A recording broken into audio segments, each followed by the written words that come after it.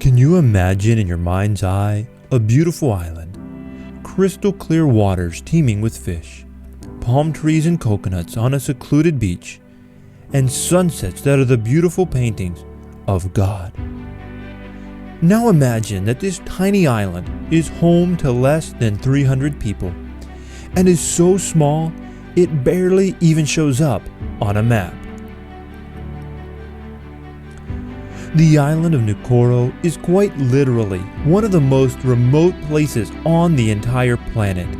With no airport on the island, it is only accessible by the cargo ship that transports supplies to the island just a few times per year. Now, have you considered that the precious souls on this island need to hear the gospel?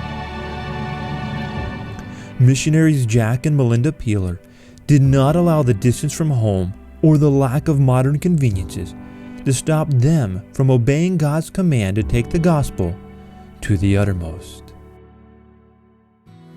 Well, first of all, we were in the Helps Ministry. We went to help Ruth Ann Arthurs at the radio station. While I was there working, Ray Ezekias from Calvary Baptist Church was the assistant pastor. He came to help me one day, and we prayed before we get started work that morning, and he said pray that someone would go to Nukuoro and help start a church there. So we kept praying about it, and then the Lord just convicted us and asked us to go and help, and we just took off. And it's just been a wonderful experience to be over there and see the people get saved and the ministry grow. When we went there, there was nothing on the island. There was nothing there, hard. And it was hard in the beginning. And there was times when I felt like, oh, Lord, I can't do this. I can't make it. But by the time it got time for that next ship to come back, three months later, the Lord had settled my heart, and I knew that I could do it. That He was there with me, and I could make it. We started out in a tent, and we built a tiny home.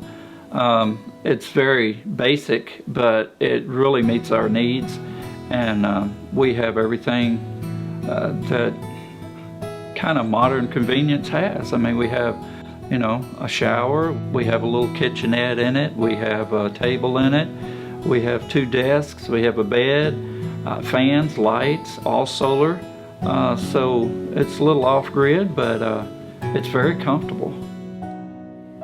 When we come back here to the States, we're always so rushed, and it's got to go here and do this and take care of that and see this person. And then when you get to the island, it's just you and the daily routine and the people.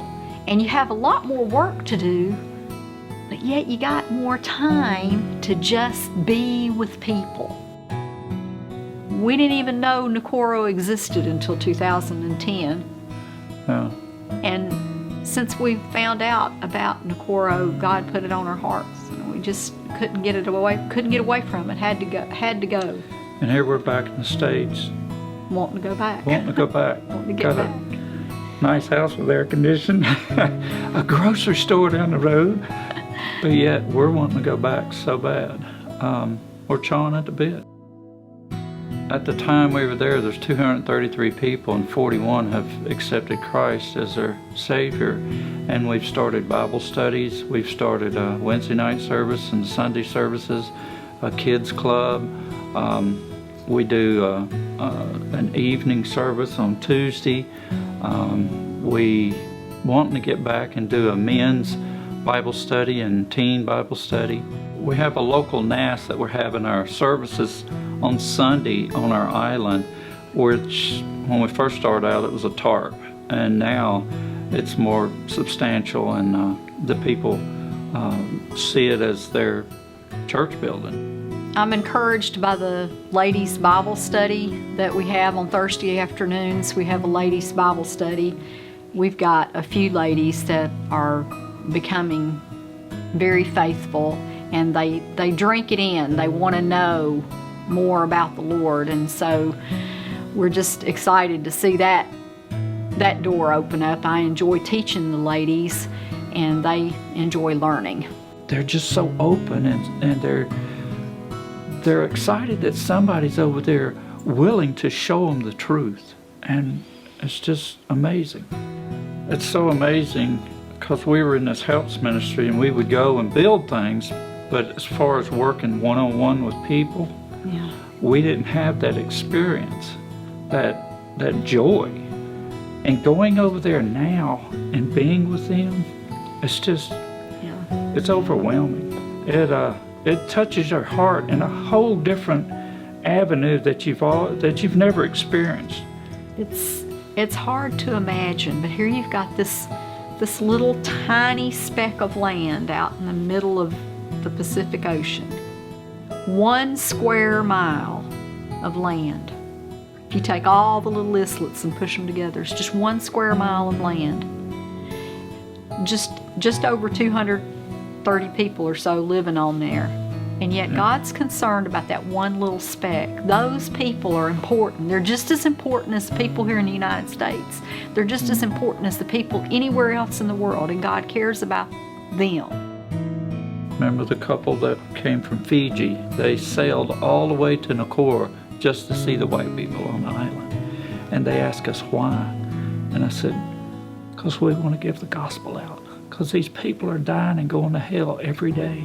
And if we're not over there doing it, Who's going to? Who's going to? There's nobody over there doing it. We've got an opportunity to step in and see these people hear the true gospel and get saved. I wish we could do more.